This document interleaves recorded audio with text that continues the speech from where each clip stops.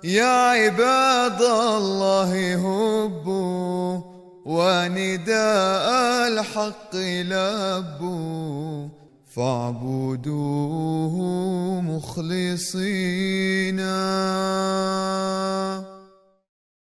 Assalamu alaikum wa rahmatullahi wa barakatuhu, our beloved viewers. Welcome to Stories of Devotion.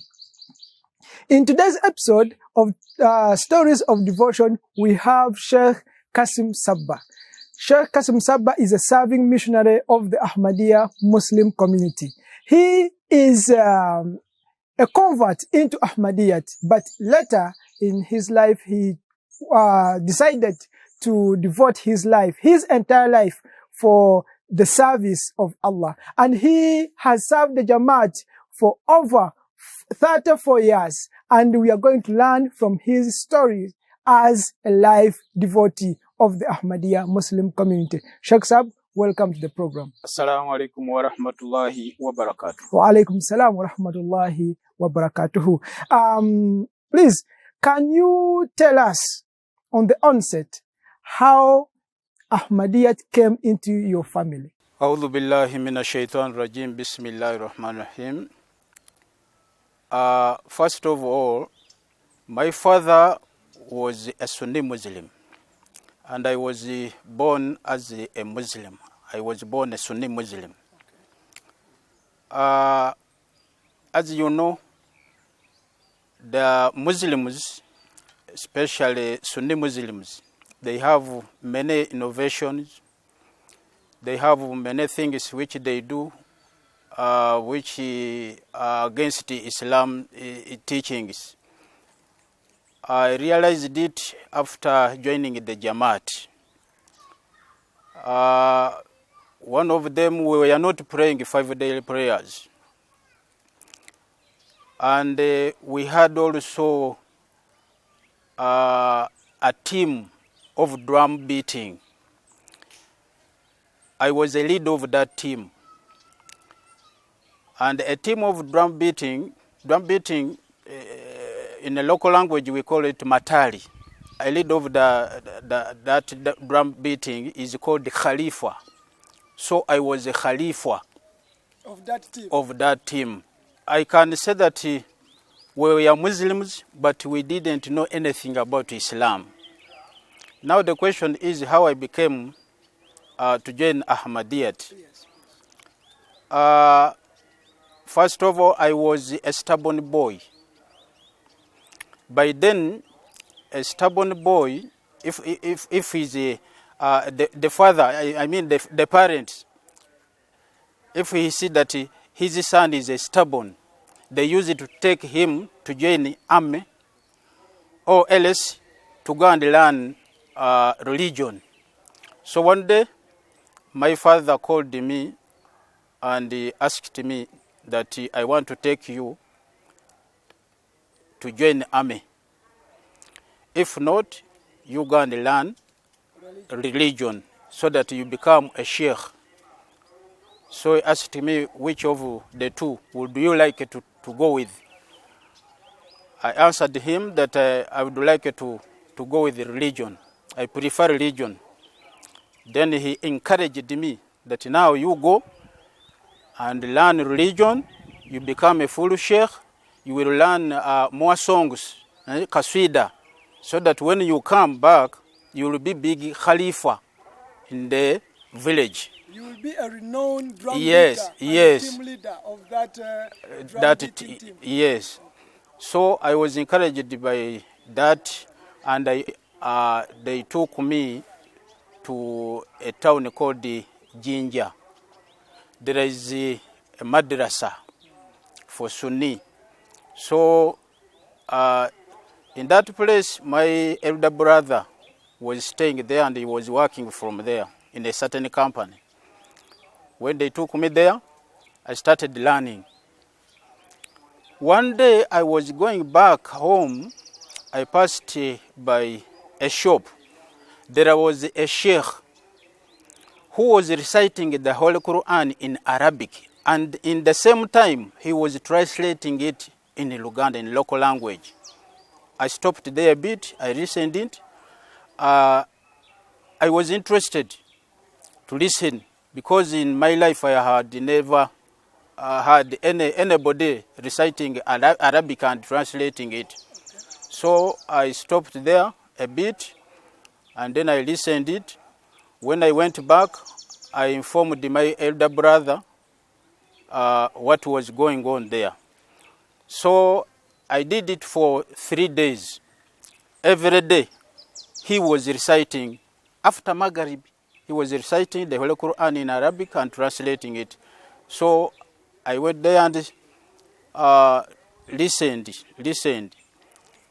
Then on the 4th day, I asked my brother that man, we have no anywhere who can recite the Holy Quran in Arabic and translate it. So we can go there and listen. So we went with him for almost 5 days. Then that sheikh, when he saw us like to hear, he asked my brother that where do you come from? He told him that we live nearby. Then he asked him that what about this boy? He told him that he is learning from the Sunni Madrasa. Then he said that he is wasting his time there. Let me take him to where he will learn much more, better than that one. Then we agreed. He took me to Jinja. There is a mosque for Ahmadiyya.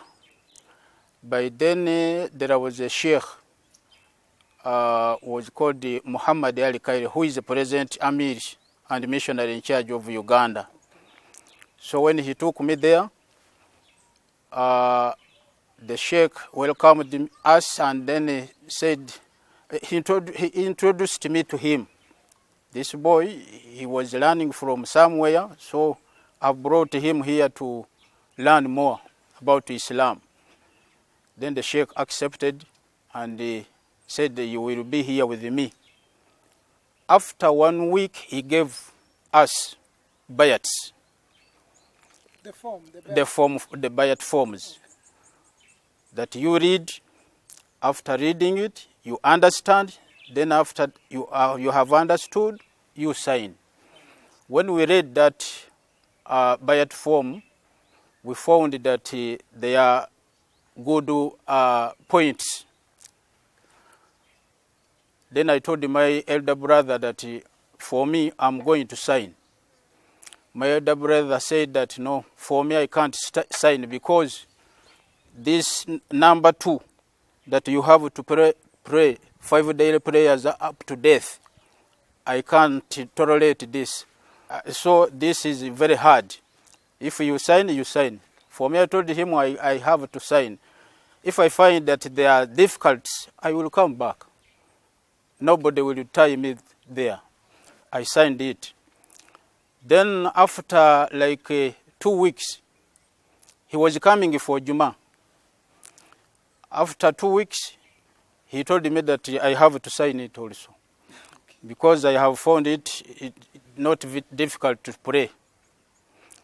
After signing, then I got a permission from Sheikh, because my thought, when I finished to sign the bayats, I thought of my parents and my brothers, that I should take this message to them.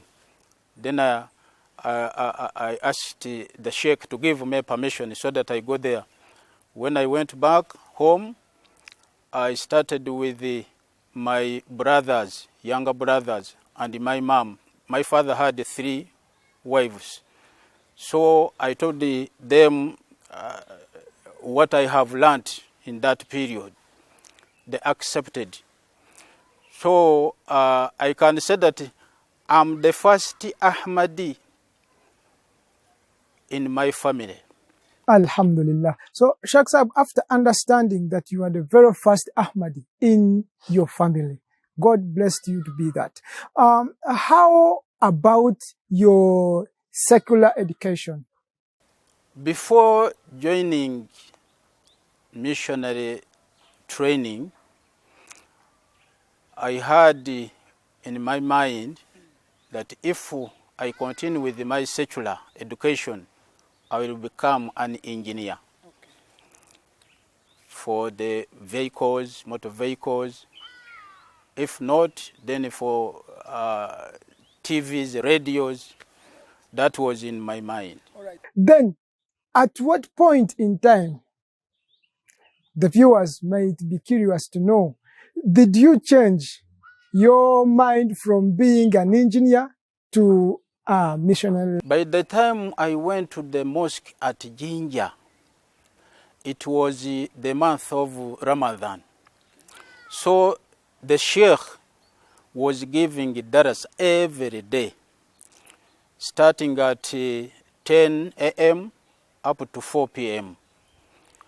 Through that darsa, he was reciting the Holy Quran and translating it, and in the same time explaining.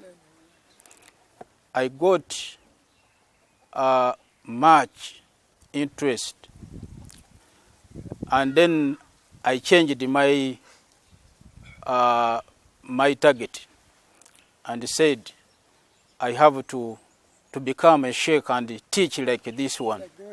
Yes. So you were inspired by the then sheikh, who was Sheikh Muhammad Ali Kaidi, from his dars. Yes. That's very interesting. So after your decision, after changing your mind from engineer field to the missionary field, how did you acquire your religious education?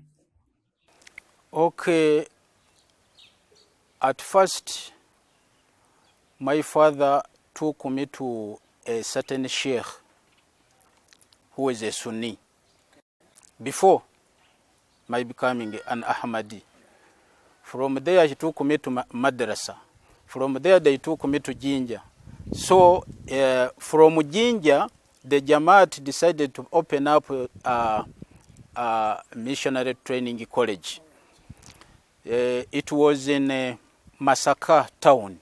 It was called the Nuruddin Missionary Training College, and I was among the students who first gone to that training.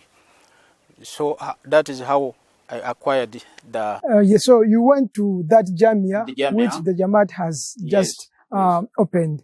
So what transpired in that Jamia? As the first students, how did you find your life in Jamia? The Jamia, it was not easy because by then the Jamaat has not grown up and the funds were limited. We suffered somehow about food, water. We had no water. We had to go down because the school, the college was somehow up on the hill. So we had to go down to fetch water every day. So water was a problem, and then the electricity also was a problem, and then the food was also a problem, but we managed to go through. You had to endure. Yes. So after your Jamia, you had to come out and go into the field itself. So with what mind did you come out of Jamia, and how did you find the field in your first days? I had an interest that what I have learned, I have to give it to others. And my target was to start with my family. My father was a district chairman in Sunni sect. So I did not bother with him. I started with my brothers, sisters, and mothers. By the grace of Allah, when I started teaching them, because we were not praying, I started with teaching my brothers how to pray. I taught them, then my mothers, then my father just heard when they were reciting, and he was very happy when he saw us praying every day. Okay. So after some times, he also, in Sunni, they have functions like a Maulud. Yes. Okay. For us, we have Jalsas. So one day we had a Jalsa in Kampala. So I told him that we have Maulud Nabi in Kampala because he knew Maulud. Jalsa he didn't know. He could understand. Yes. Okay. So I requested him that we can go and attend that Maulud. He agreed. When we went, he enjoyed the way he saw how the Jalsa is going on. People were friendly. Okay. Everybody, salam alaikum. And when they have their Maulud, to get a food is just a chance. Okay. But in Jalsa, everybody is given food. So then he got interested, and when they asked who are ready to join the Jamaat, he was the first to go in front, to raise the hand, and went. He was inspired by the organization. Yes. So I started with my family. Right. Then from there, they transferred me to Jinja region. Okay. That is Kasambira side. Right. Yeah. So you are in the field now. Yeah. You started with your family and now you are posted somewhere. This missionary field is full of challenges.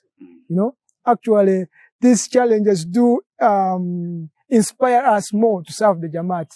Do you have any such challenges that you can mention to us where you faced those challenges and then you experience God's help? Oh, I remember one day we were in Busia preaching. That program took us a full month. So in the third month, we were somewhere, we were using these loudspeakers. Then the Tablighi, Nana Ahmadi Muslims, they came and said, you go from here. They started pushing us. We have tired with your nonsense talking. So they pushed us. But on that very time, the Christians and some other Muslims who were interested with our preachings came and chased them away, saying that if you don't want to listen to them, for us we want to listen to them. You go and you leave us alone. So they went.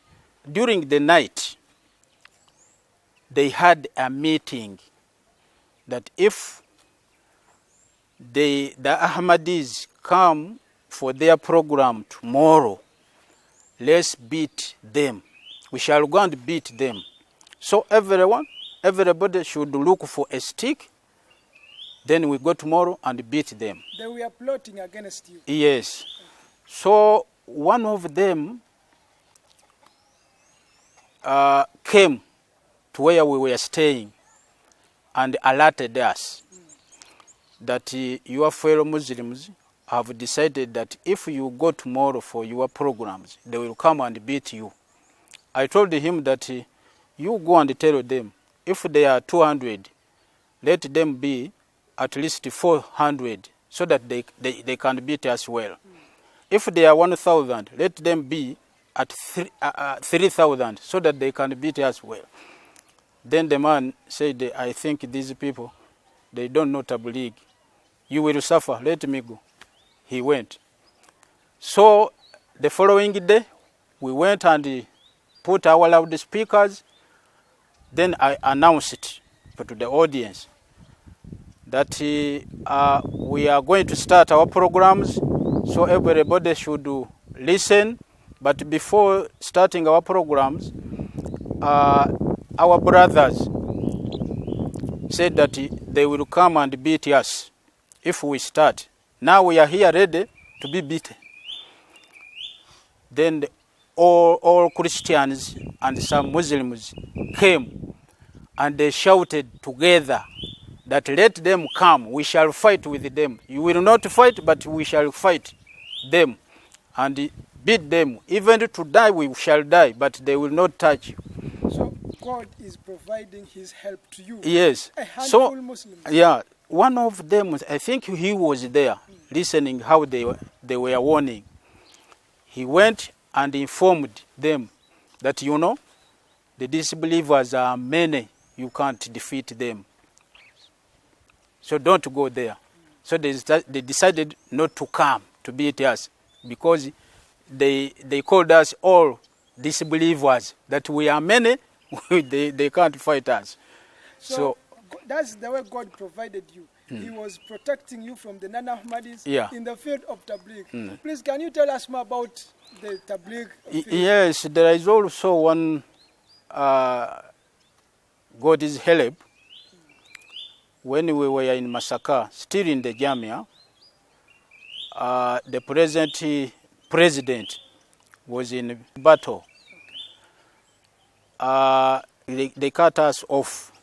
I can say that Uganda was divided into two parts. They had one part which they had captured. We were in that part. And then the other part was other side. So this is when he was coming into power? Yes, okay. Yeah. So we were not communicating with the Kampala headquarters. The Amir, who was there at that time, tried to communicate with the Amir of Tanzania. So we had to suffer for some days, but after some days, we started getting the help from Tanzania. So tell me more about this situation. When you are cut off from the headquarters, you know, missionaries, we always get guidance from the headquarters, but now you are cut off. How did you manage that? There was no any communication at all, but our Amir thought that my people are still there. And there was a doctor who was in Chotera, and Sheikh Hassan Tamuzadeh, they were in Chotera side. The Amir talked. The side which was not captured? No, Amir was on the side which was not captured. Okay. Then for us, we were on the side which is already captured. So the Amir communicated to the doctor. I don't know how, but we saw Sheikh Tamzadeh coming and said that now we are going to get some help from Tanzania. Okay. Yeah, that's how. But I don't know how we communicated with him because there was no phone. When they captured Masaka, they cut off even the electricity. The telephones were cut off. So, Sheikh Sab is still in the field of Tabligh. Yes. I'm very interested in that field. At that time, how did you use to convey the message to people? How did you reach to visit the Jamaats? In that situation, in fact, we were captured for a year, full a year. We were not able to move from that part to another, even to go to any village, because every day there was only bullets and bombs, a full year. Then when they captured Kampala, that's when we got chance to move. Okay. Yeah. So when they captured, they asked us, well, do you like to join the army? We said no. For us, we want to missionary work. Okay. Yeah.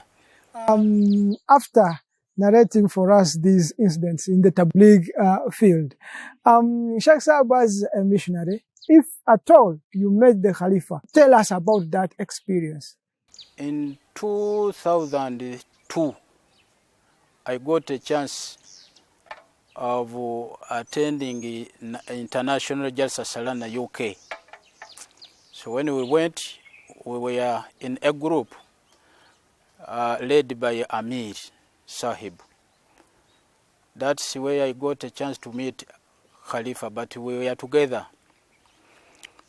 When we went for Mulakat,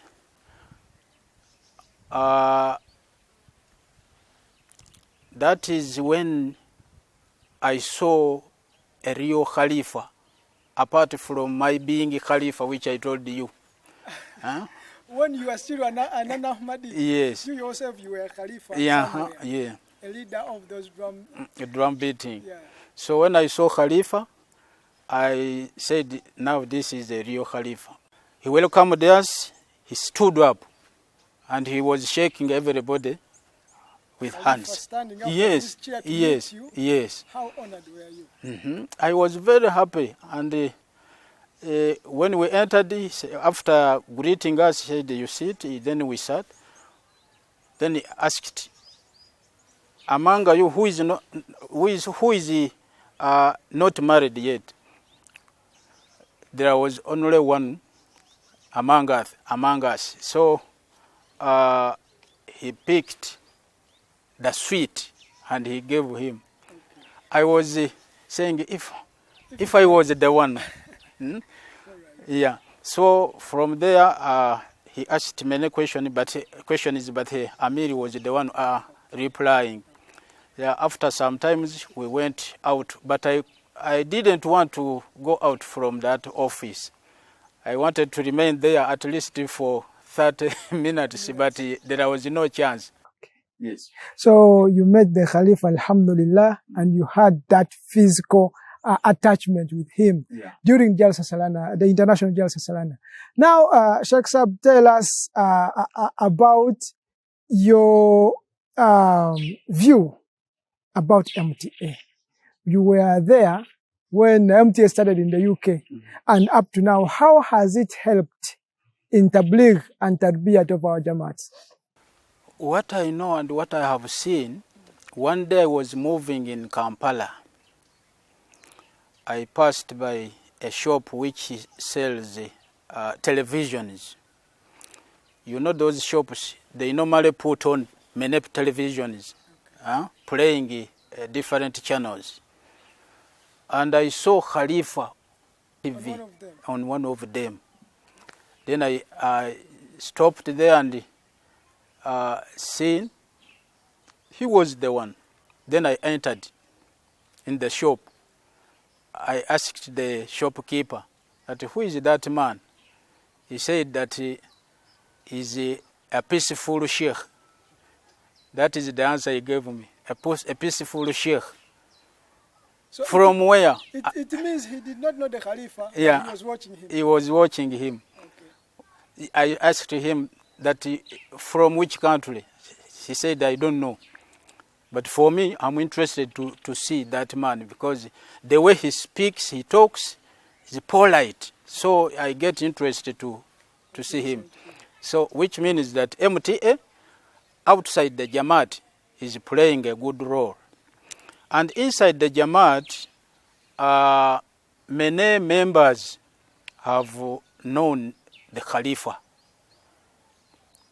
Because when you talk about Khalifa, that Khalifa has instructed us to do this and this, they don't know him.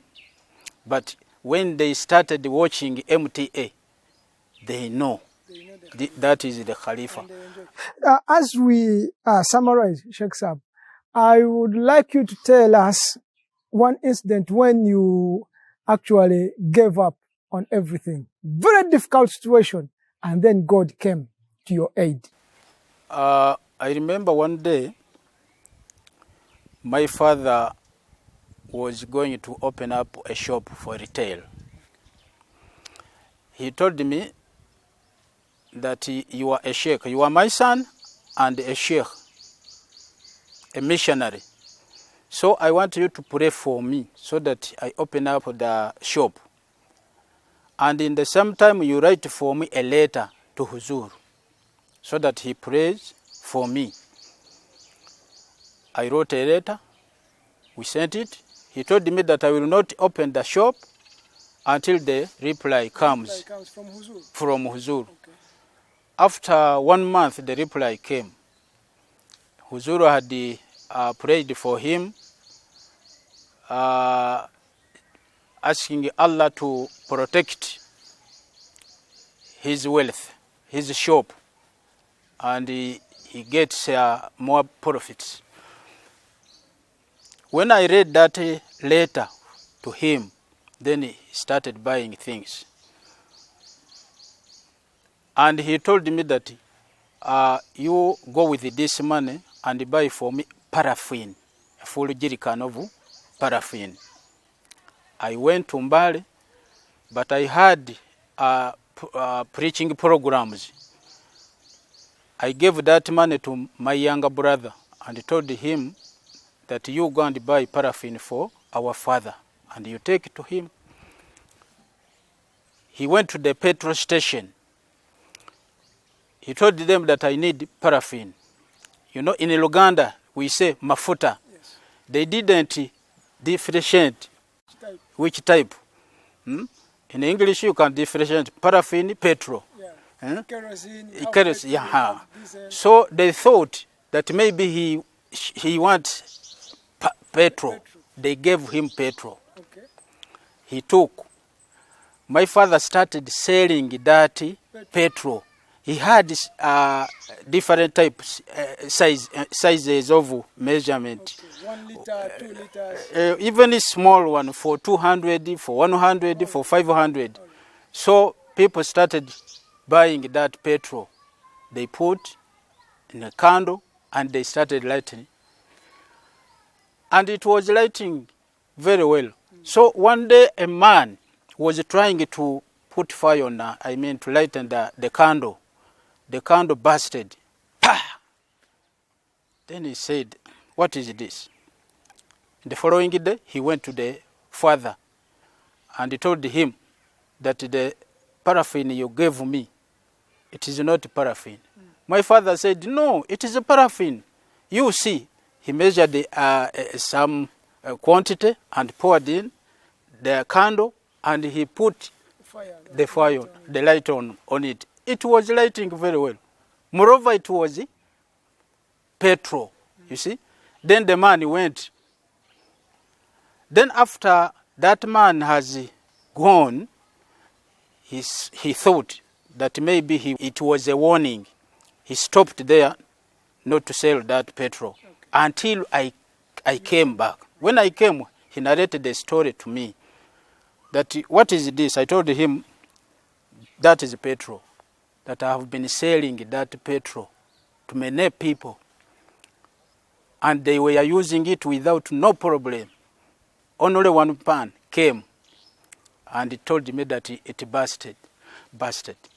So I told him that you forgot that you wrote to Huzur to pray for you before you started the shop. Due to Huzuru's prayer, that is how you are protected from this. As we finally conclude this program, can you have a word of advice to our young ones and also the entire Jamaat?